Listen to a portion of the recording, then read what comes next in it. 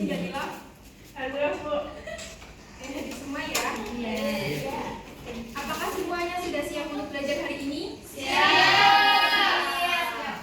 Siapkan buku tulis dan alat tulisnya di meja, lalu duduk rapi ya. Iya, Ibu. Sekarang Ibu mau tanya, kalau kita menceritakan sekolah kita ke orang lain, yang disebutkan pertama kali nama sekolahnya dulu atau langsung jumlah kursi di kelas? Betul. Biasanya kita mengenalkan gambaran umum terlebih dahulu, baru menjelaskan rinciannya.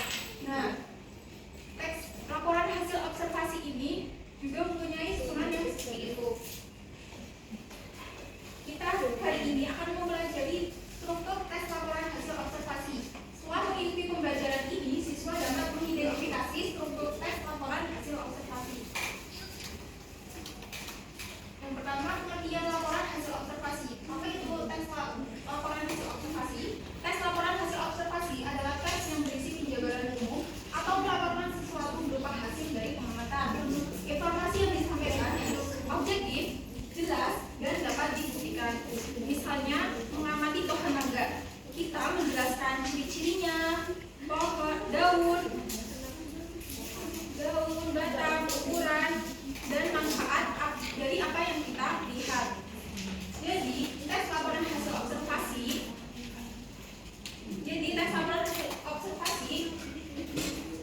itu menjelaskan sesuatu berdasarkan pernyataan nyata, bukan pendapat pribadi. Selanjutnya yaitu struktur tes laporan hasil observasi. Terbagi menjadi 3 struktur. Yang pertama pembuka, isi, dan penutup.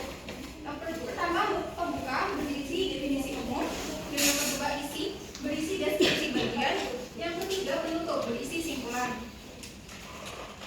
Struktur yang pertama yaitu definisi umum. Definisi umum berada di awal paragraf dan berisi pengenalan objek yang diamati. Bagian ini banyak menggunakan kata adalah dan merupakan. Selanjutnya struktur yang kedua yaitu deskripsi bagian. Deskripsi bagian berisi perincian bagian-bagian dari objek yang diamati. Bagian ini menggunakan kata dan kalimat-kalimat yang menjelaskan atau merinci. Struktur yang terakhir yaitu simpulan. Simpulan berisi ringkasan umum mengenai hal yang dilaporkan.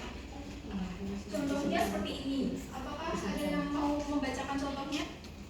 Saya. Dulu. Saya. Silakan ya dulu. Mbak Indri silakan dibaca. Sekolah adalah alat transportasi umum atau transportasi publik yang digunakan antara satu tempat ke tempat lain dalam suatu area perkotaan.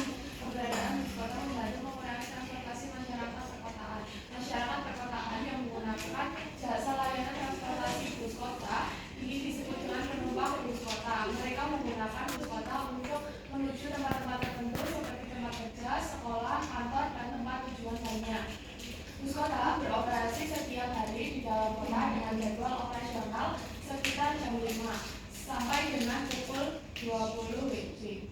Pada pukul 7, bus kota nomor 17 melaju di sepanjang jalan Jenderal Sudirman di Jakarta Pusat. Aktivitas penumpang di dalam bus kota cukup beragam. Sebagian penumpang sedang melihat-lihat layar ponsel mereka. Seorang laki-laki berumur sekitar 50 tahun dan menggunakan kemeja biru sedang berbicara melalui ponsel. Beberapa penumpang lain berdiri sambil berpegangan pada handle kiri. Kebanyakan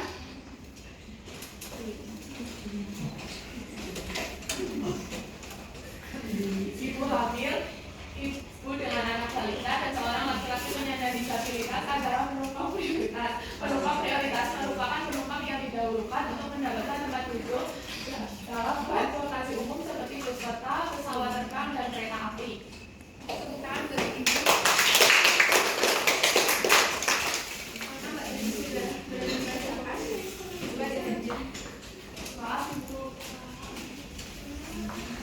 Jadi struktur tes laporan hasil observasi ada 3 yaitu definisi umum, deskripsi bagian, dan kesimpulan. Nah untuk menandakan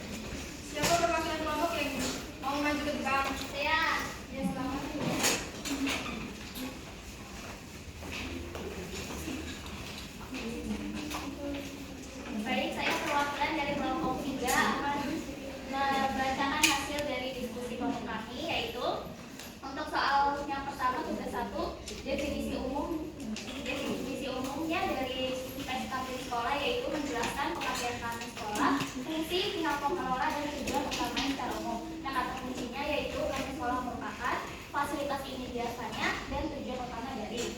Kemudian untuk yang bagian kedua, deskripsi bagian, isi paragrafnya itu merinci kondisi fisik kantin, lokasi, jumlah stand, variasi menu, kapasitas tempat duduk, dan fasilitas kesehatan. Nah, kata kuncinya itu kantin sekolah terletak di terdapat 8 stand di area tengah kantin dan selain itu fasilitas.